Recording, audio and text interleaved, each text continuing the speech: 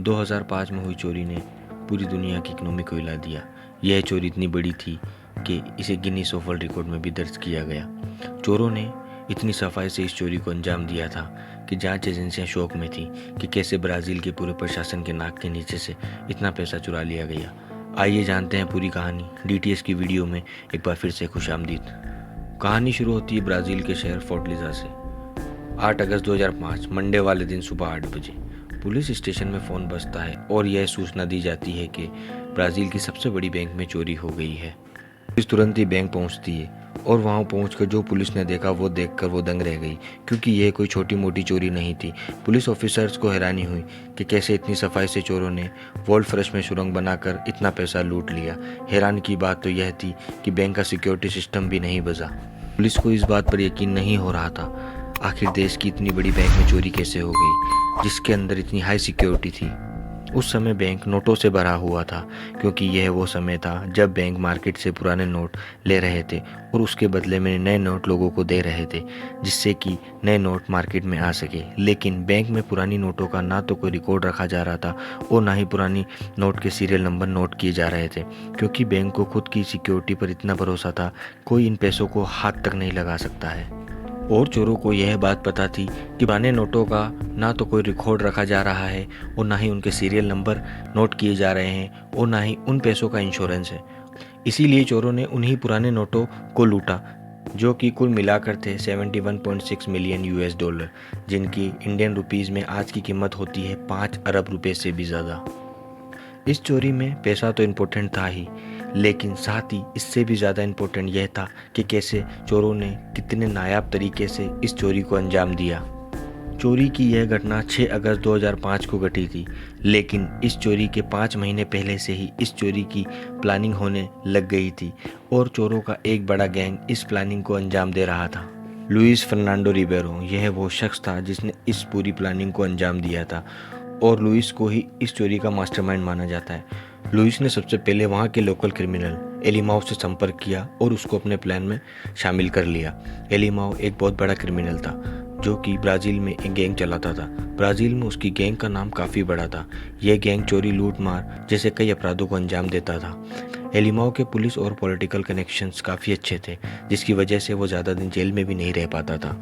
Louis ने पूरा plan एलिमाओ को बताया और एलिमाओ सेंट्रल बैंक को लूटने के प्लान में लग गया। एलिमाओ ने प्लान बनाया जिसमें उसका प्लान था कि ज़मीन के नीचे एक सुरंग बनाकर उस बैंक को लूटना, और उसके लिए उसने 25 लोगों की एक टीम तैयार की। और जिन लोगों को उसने इस प्लान में शामिल किया था वो सब लोग अपने अपने काम में माहिर थे। कोई इलेक्ट्रिशियन था तो कोई इंजीनियर, कोई कॉन्ट्रैक्टर, कोई मैकेनिक इंजीनियर। इस तरह पूरी टीम में सारे एक्सपीरियंस होल्डर लोगों को एलिमाओ ने अपॉइंट किया। एलिमाओ ने अपने इस प्लान में पहले ही सेंट्रल बैंक के एक सिक्योरिटी गार्ड को शामिल कर लिया था। वो सिक्योरिटी गार्ड सेंट्रल बैंक की सिक्योरिटी प्रोवाइड करने वाली टीम में था। उसने एलिमाओ को बैंक सिक्योरिटी की पूरी जानकारी दी। उसने बताया कि सीसीटीवी कैमरा और मोशन सेंसर कहाँ पर लगे हुए हैं, वोल्ट का गेट कहाँ पर है और कहाँ कहाँ पर अलार्म मौजूद है। पूरे बैंक का मैप उस गार्ड ने एलिमाओ को दिया, और वो भी हर रूम की साइज़ के साथ। एलिमाओ ने उस गार्ड को काफ़ी सारे पैसे दिए इस काम के लिए और लूट के बाद उसे और पैसे देने का वादा किया। अब सारी ज़रूरी इन्फॉर्मेशन कलेक्ट करने के बाद एलिमाओ ने इस डकैती को अंजाम देने का काम तेज़ी से शुरू कर दिया। एलिमाओ ने सबसे पहले बैंक के पास ही एक पुराने घर को किराए पर लिया, जो कि बैंक से कुछ ही मीटर की दूरी पर था। फिर उसने इस घर को रिनोवेट किया और इसे एक शेल कंपनी की शक्ल दी। शेल कंपनी एक ऐसी कंपनी होती है जो कि सिंथेटिक घास और छोटे छोटे पेड़ पौधे बेचने का काम करती है। पहले कंपनी में पेड़ों को उगाया जाता है और फिर उनको मार्केट में सेल किया जाता है, और उन्होंने मिलकर इस घर में इसी कंपनी की शुरुआत की ताकि आसपास के सब लोगों को ये पता चल जाए कि यहाँ पर एक ऐसी कंपनी है जो कि पेड़ पौधे बेचने का काम करती है। उन चोरों ने एक वैन भी खरीदी और आसपास के इलाकों में पोस्टर्स भी लगाए, खूब एडवर्टाइजमेंट किया और उन्होंने अपनी कंपनी की एक यूनिफॉर्म भी बनवाई, और वो सारे चोर इसी यूनिफॉर्म में हमेशा रहते थे। लेकिन उन चोरों ने आखिरकार ऐसा किया क्यों? क्योंकि उस चोरी को अंजाम देने के लिए जो प्लान उन्होंने बनाया था उसके लिए यह सब करना बहुत ज़रूरी था। और जो घर उन्होंने रेंट पर लिया था वो बैंक की बिल्डिंग से करीब 80 मीटर की दूरी पर था, और वो चोर बैंक तक पहुंचने के लिए ज़मीन से 30 फीट नीचे उस ज़मीन की खुदाई कर रहे थे। उनका मकसद था उस टनल के ज़रिए बैंक की वॉल्ट तक पहुंचना। इसीलिए अल्माऊ ने प्लांट की कंपनी खोली, क्योंकि जो कंपनी इस तरह का बिजनेस करती है वहाँ पर मिट्टी तो होगी ही। आसपास के लोग भी वहाँ पर मिट्टी देखते और मिट्टी को लाता ले जाता हुआ देखते, लेकिन उस पर किसी को कोई शक नहीं हुआ। उनको क्या पता था कि ज़मीन के नीचे एक सुरंग का काम चल रहा है। वहाँ से मिट्टी को बाहर ले जाकर फेंकने के लिए उन चोरों ने एक ट्रक भी खरीदा। सुरंग की खुदाई करने के लिए उन चोरों ने इलेक्ट्रिक कटर, बोल्ट, जीपीएस, इन सब चीज़ों का इस्तेमाल किया। गजब की इंजीनियरिंग का नमूना पेश किया उन चोरों ने। सुरंग के अंदर उन्होंने एयर कंडीशनर भी लगाया ताकि किसी का दम ना घुटे, और पूरी सुरंग में लाइटें लगवाई। और जिस बिल्डिंग में वह रहते थे उसमें कहीं पर भी उनके फिंगरप्रिंट ना आए, इसके लिए उन्होंने जले हुए चूने को सभी जगह पर लगा दिया।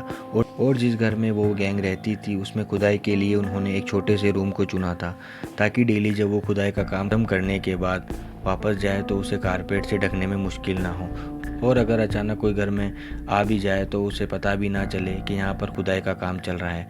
काम होने के बाद वो चोर उस रूम को लॉक कर देते थे, जिसकी पहचान और रेपुटेशन शहर में काफ़ी अच्छी थी, और वो उनकी कंपनी को प्रमोट भी करता था।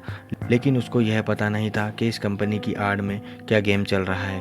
वो सेक्रेटरी भी कभी कभी उस कंपनी में विजिट करता था, और एक बार उसको शक हुआ कि इतनी मिट्टी आखिर आती कहाँ से है, और इसे ट्रक में भरकर बाहर क्यों ले जाते हैं। चोरों से उसने यह बात पूछी, लेकिन सबने हंस के बात टाल दी और यह कहा, तुम अपने काम से काम रखो और हमें अपना काम करने दो। लेकिन सेक्रेटरी को शक हो गया था, इसीलिए एक दिन उसने, जब चोर की गैंग का कोई भी आदमी उस घर में नहीं था, उसने चुपचाप उस रूम में जाकर चेक किया, और वो उस सुरंग तक पहुंच गया।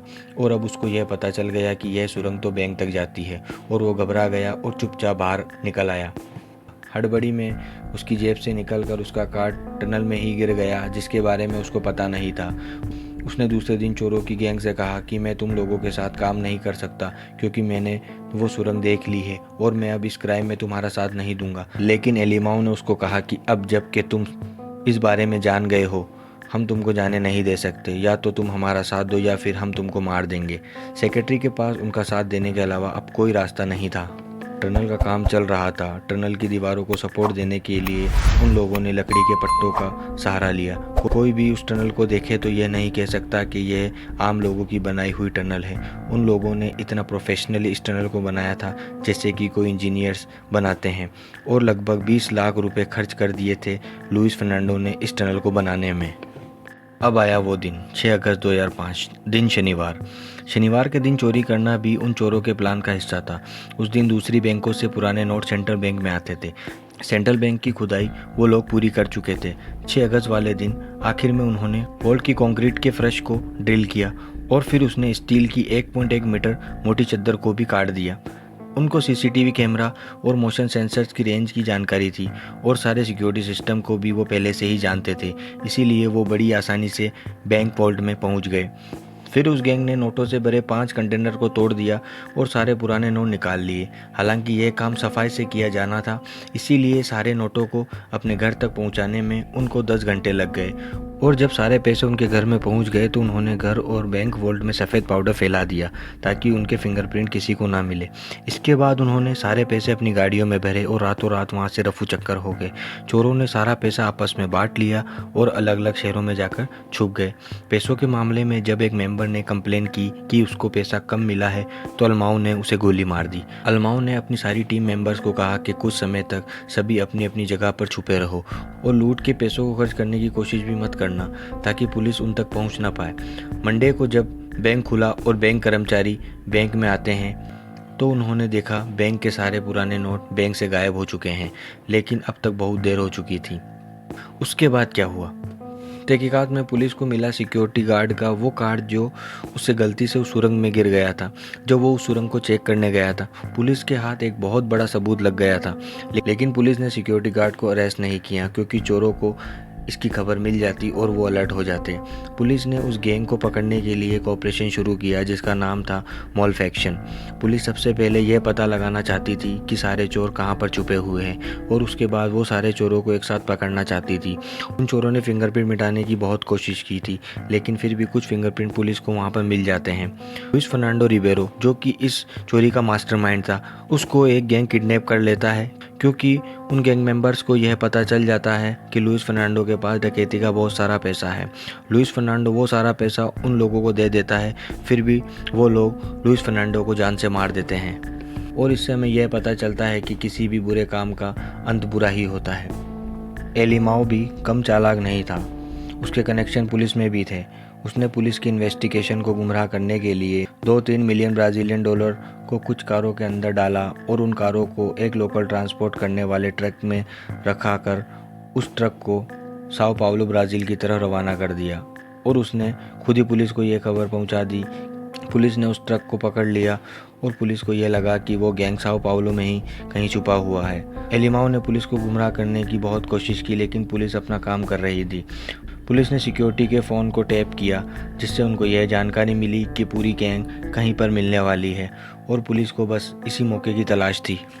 और फिर आखिरकार वो दिन आ गया जहाँ पर इन गैंग मेंबर्स की मीटिंग होनी थी। वहाँ पर पुलिस वाले अपना हुलिया बदल कर पहुँच जाते हैं, कोई सफाई कर्मचारी बनकर तो कोई इलेक्ट्रिशियन बनकर। इस तरह सारे पुलिस वाले अपना भेष बदल कर उस जगह पर पहुँच जाते हैं और उन चोरों को पकड़ने का जाल बिछाते हैं।